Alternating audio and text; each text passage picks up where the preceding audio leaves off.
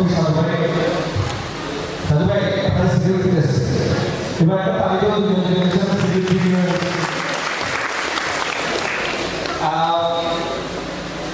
আমাকে নিয়ে নানান কথা বললো যে আমি এই সংবাদ পড়ার বিষয়টা একটু বাসটি এক্সপিরিয়েন্স খারাপ ইয়ারটি যখন আমার বুঝতে এসব কথা বলাটা হচ্ছে ইনসাল্ট মানে এরকম আছে না যে মনে করেন অনেক বড় সুপারস্টার অনেক বড় ফিল্ম ইন্ডাস্ট্রির একটা সুপারস্টার একদম অনেক ছোট্ট একটা দেশের সিক্রেট একটা স্টারকে নিয়ে ওর সামনে একটু বলা উচিত না সাথে কথা বলতে গেলেই বলে কি সাথে কথা বলতে হবে ঠিকভাবে কথা বলতে হবে 2 দিন তুমি নোয়াখালী ফিরতে কি করো আমি বুঝি না আমি সবই বুঝি তুমি শুধু শুধু আমার বাদ দিয়ে পেটে নোয়াখালী করতেছো তো সবখানে যে হিউমারাস কথাবার্তা জমবে সবখানে সিরিয়াস কথাবার্তা জমবে বিষয়টা না আমি সবসময় বিলিভ করি পার্সোনালি যে আমরা যে সমাজ ব্যবস্থা নিয়ে যাচ্ছি যে কোর্স অফ টাইম নিয়ে যাচ্ছি আমি পার্সোনালি বিলিভ করি যে যখন যেটা দরকার সেটা আমাদের ডেলিভার করা উচিত যখন যেটা দরকার ট্রাস্ট মি আমি জানি না আপনারা রেজিস্ট্রেশন করে এই জেলা শহরে এই ইভেন্টে কেন এসেছেন ব্যাক টু 20 ইয়ার্স ব্যাক আমি যদি 2020 সালের কথা বলি বা তার আগে বলি আমি এরকম কোনো ইভেন্ট আমার মনে হইতো আমার মনে পড়ে না যে স্কিল ডেভেলপমেন্ট নিয়ে কথা হবে ক্যারিয়ার ডেভেলপমেন্ট নিয়ে কথা হবে খুব কম এখন যেমন স্কিল ডেভেলপমেন্ট একটা ট্রেন্ড হয়ে গেছে আপনার 4টা স্কিল আছে সরি আমার তো 6টা স্কিল আছে অর্থাৎ সে ডিজিটাল মার্কেটিং পারে ওয়েব ডেভেলপমেন্ট পারে গ্রাফিক ডিজাইন পারে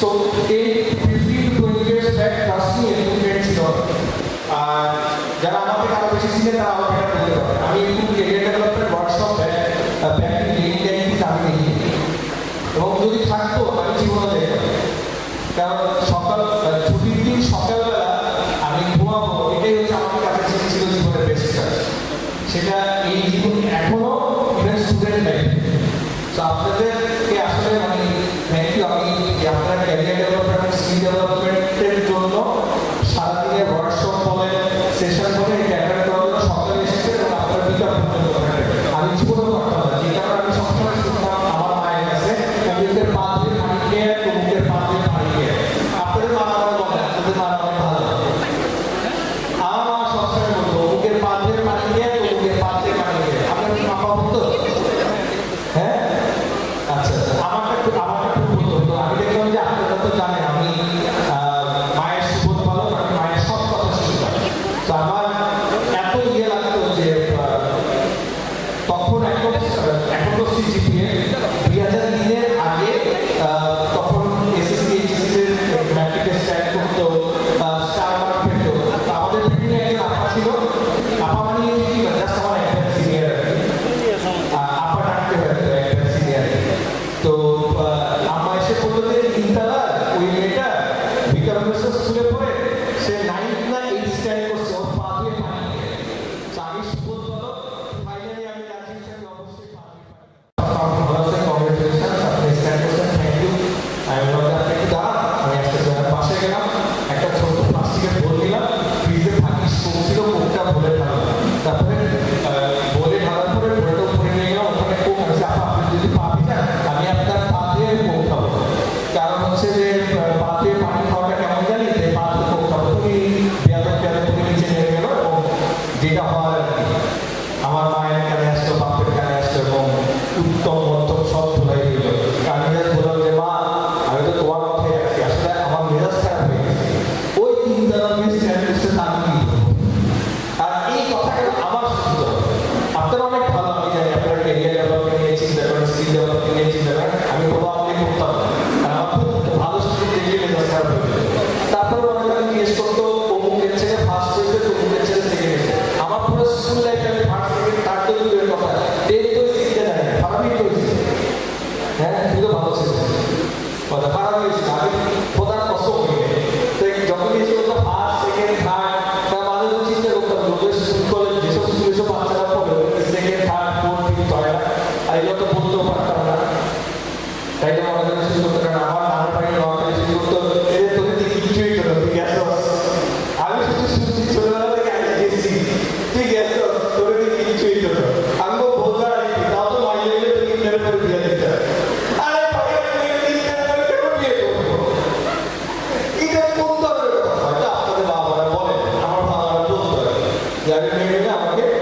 ইন্টারের পরে উনি বিয়ে দিয়ে দিত, কারণ আমার পড়াশোনা খুবই খারাপ অবস্থা।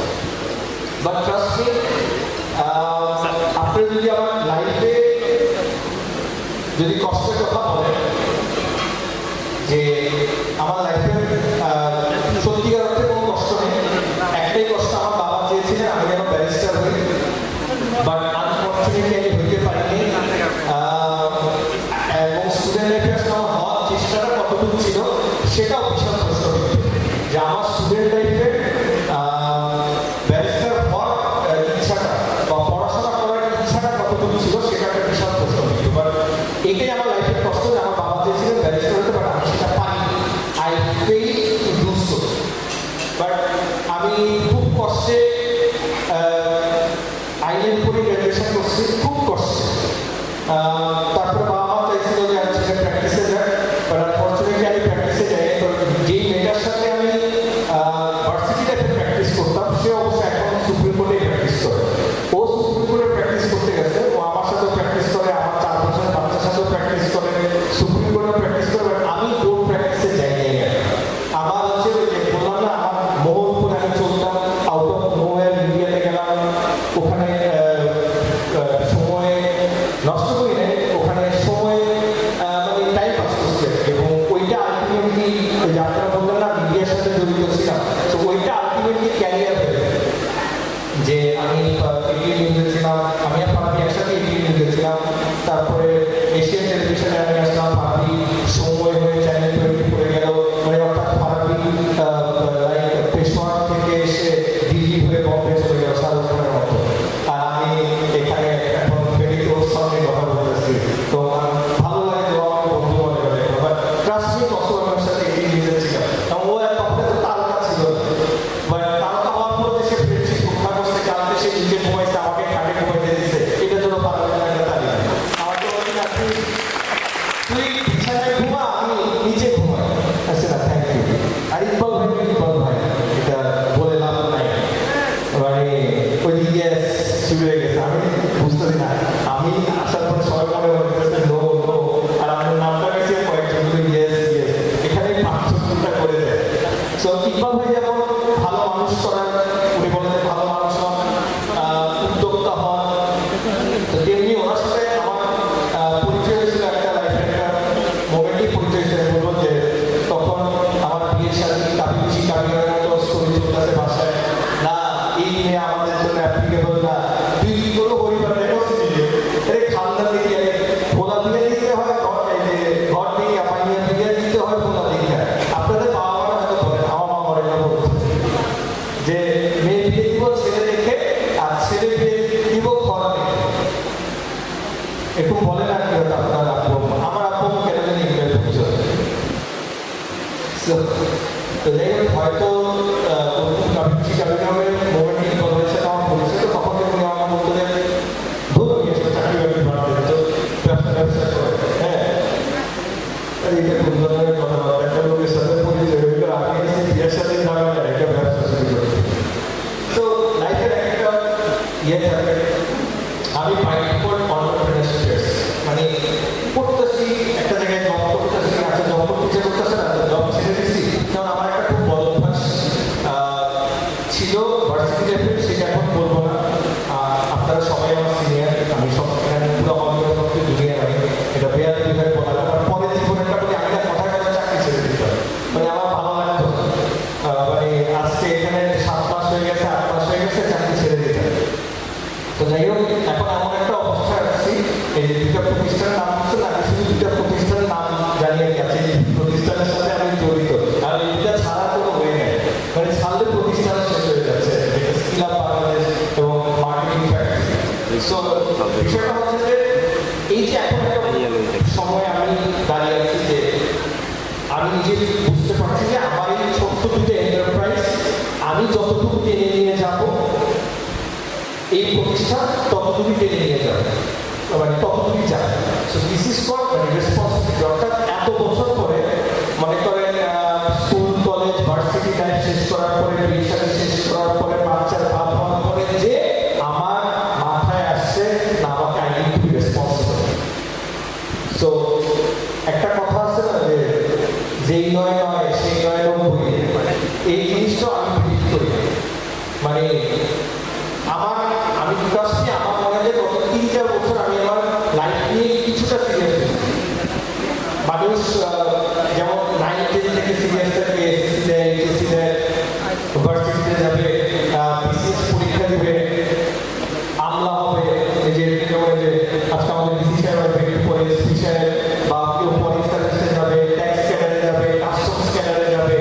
এটা অনেকের ইচ্ছা থাকে, কারণ ইচ্ছা থাকে ডাক্তার ইঞ্জিনিয়ার প্র্যাকটিস করবে।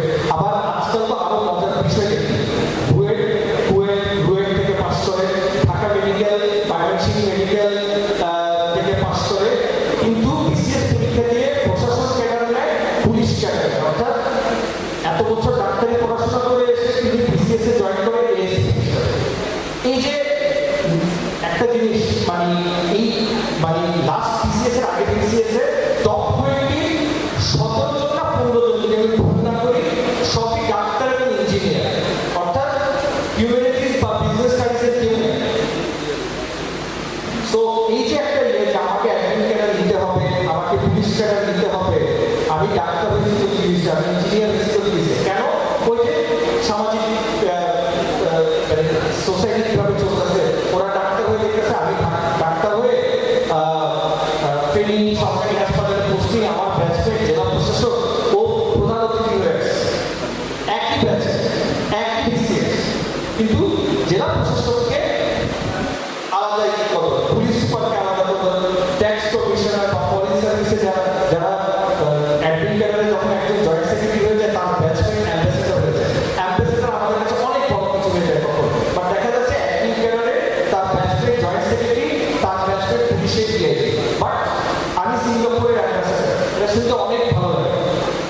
এই যে আমরা ভালো লাগাটাকে গ্র্যাব করা, অর্থাৎ সাকসেসের পেছনে ছোটা, এইটা হচ্ছে আমাদের মেন্টালিটি। এবং এটা ভারতীয় উপমহাদেশে আজকে 200 বছর ধরে আছে যে আমাকে বেস্টটাতে যেতে হবে, বাই হুক অ্যান্ড ক্রুক। আমি মানে শাহরুখ খানের মতো অ্যাক্টিং করার দরকার, আমরা মনে করি এরকম হাত দিয়ে করে Shahrukh Khan, not like that.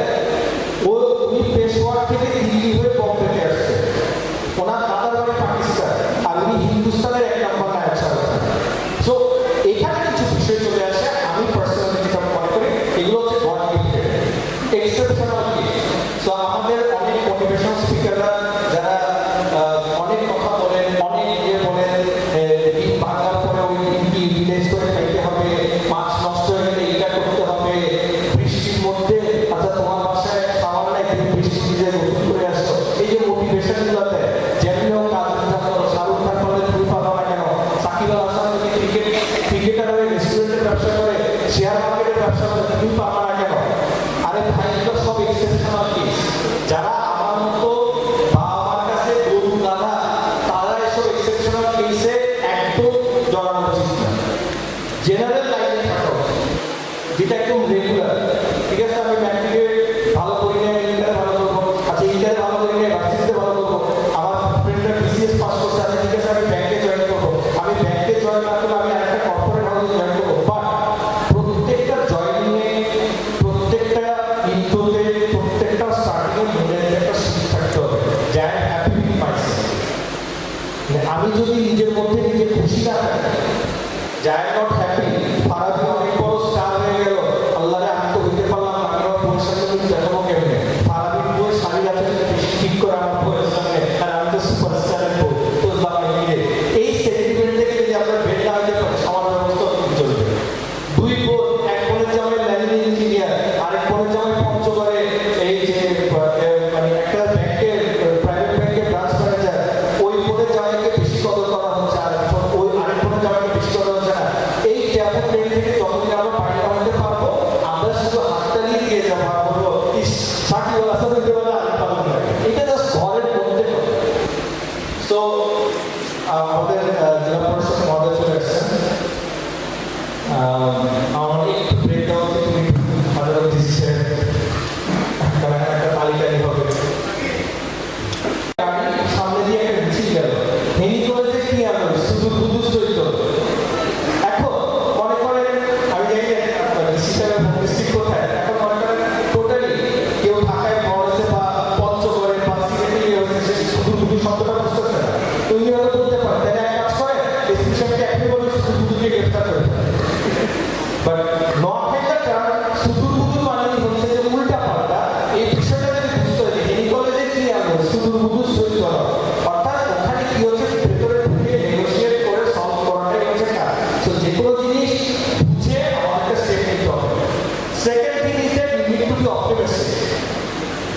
লাইফের যে কোনো মোমেন্টে পজিটিভ থাকতে হবে।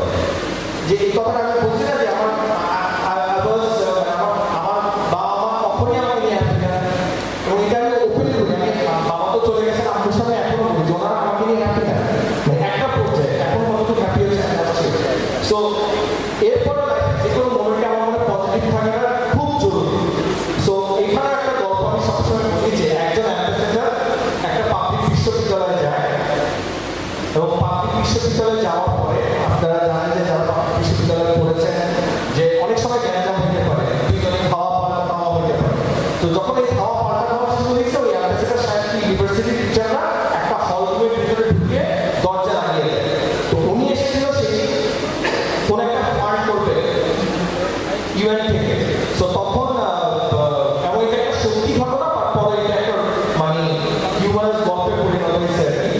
তো ওরা বলছে আপনাদের ভার্সিটিতে এদিন গোলাগুলি হচ্ছে, খাওয়া পাল্টা দেওয়া হচ্ছে, এখানে আমরা কেমন ফান্ডিং করবো? তো একজন টিচার দেখলো যে আজকে দেশের ইজ্জত বাঁচাতে হবে, ভার্সিটির ইজ্জত বাঁচাতে হবে। তো বলছি করে এখানে আপনি কোথায় গোলা খাওয়া পাল্টা দেওয়া হবে? বলছি এগুলো বলছি এটা পলিটিক্যাল সায়েন্সের প্র্যাকটিক্যাল ক্লাস। আমাদের দেশে পলিটিক্যাল সায়েন্সের প্র্যাকটিক্যাল ক্লাস আমাদের এভাবে জিনিসটা টোটালি একদম ফাও ধোয়া পাট। ওই যে পজিটিভনেস যে আমার ইজ্জতটা বাঁচাতে হবে, এটা হচ্ছে পলিটিক্যাল সায়েন্সের প্র্যাকটিক্যাল ক্লাস।